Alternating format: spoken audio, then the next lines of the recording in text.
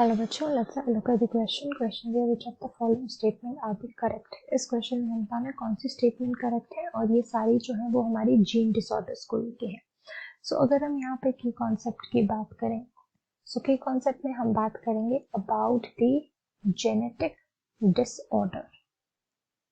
ठीक है, कि जेनेटिक डिसऑर्डर क्या होता है। जेनेटिक डिसऑर्डर्स कुछ ऐसी डिजीजेस या फिर ऐसी डिसऑर्डर्स होते हैं जो कि जीनोम में ऑल्टरेशंस की वजह से आते हैं, ड्यू टू ऑल्टरेशंस और abnormalities in gene, right? Due to alteration or abnormalities of genes. Genome, अगर हम स्पेसिफिकली कहें तो जब भी जीनोम में किसी तरह का कोई ऑल्टरेशन होता है किसी भी ऑर्गेनिज्म के, तो जेनेटिक डिसऑर्डर्स हो सकते हैं। अब इसके मल्टीपल रीजंस हैं यहाँ पे, या तो यहाँ पे चेंज इन स्ट्रक्चर हो सकता है, ठीक है, या किसी तरह का कोई डिफेक्ट हम यहाँ देख सकते हैं। सो अगर हम बात करें, सबसे पहले हमारे पास इन्होंने कहा गया है हेमोफीलिया। ठीक है, हम इस ऑप्शंस को लेके ही चलेंगे। हेमोफीलिया की अगर हम बात करें, सो इन्होंने कहा हेमोफीलिया जो है वो सेक्स लिंक्ड रिसेसिव डिजीज है। ये बिल्कुल ही ट्रू है, ये सेक्स लिंक्ड रिसेसिव डिसऑर्डर है, क्योंकि इसे हम कंसीडर करते हैं, ये कौन सी कैटेगरी को बिलोंग करता है, ये एक मेंडेलियन डिसऑर्डर है, जिसमें ये चीज देखी गई है कि जब एक सिंगल जीन में म्यूटेशन आता है, mutation of a single gene, और इसे हम पेडिग्री एनालिसिस से डिटेक्ट कर सकते हैं, और ये हमारे पास सेक्स लिंक है और रिसेसिव डिजीज की वजह से, यानी इसका एक्सप्रेशन इस तरह से होता है। डाउन सिंड्रोम की अगर हम बात करें, सो ये डाउन सिंड्रोम है, ये बिलोंग करता है क्रोमोसोमल डिसऑर्डर को, यानी यहाँ पे क्रोमोसोम के नंबर पे डिफेक्ट हमें देखने को मिलता है।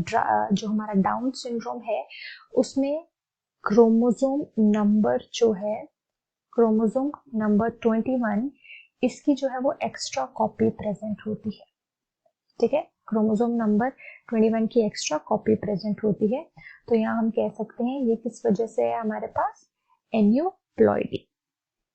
एन्यूप्लॉइडी का मतलब ये होता है एक्स्ट्रा कॉपी प्रेजेंट होना। नेक्स्ट कहा गया है phenylketonuria is autosomal dominant gene and next है रिसेसिव जीन। लेकिन जो फिनाइल कीटोनूरिया है हमारे पास, that is autosomal recessive gene disorder. ठीक है, इसमें क्या होता है कि जो फिनाइल एलानिन है उसका बिल्डअप होने लगता है।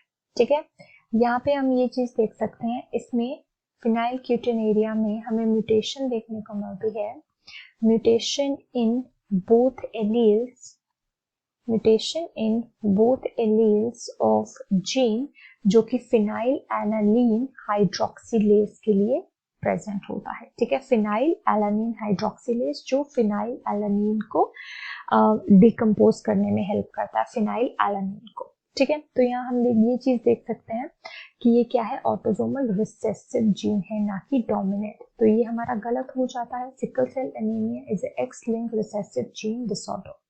ये स्टेटमेंट भी गलत है, क्योंकि सिकल सेल एनीमिया जो है वो x linked recessive gene disorder नहीं, बल्कि ऑटोसोमल रिसेसिव जीन डिसऑर्डर है, यानी कि ऑटोसोम में चेंजेस होने के कारण होता है, ना कि एक्स लिंक यानी सेक्स क्रोमोसोम से इसका कोई भी रिलेशन नहीं है। और सिकल सेल में क्या होता है, जो आरबीसीज हैं वो सिकल सेल हो जाते हैं, आरबीसीज को शेप को इफेक्ट करता है, यानी हमारी फर्स्ट, सेकेंड एंड जो हमारी फोर्थ स्टेटमेंट है वो बिल्कुल सही है।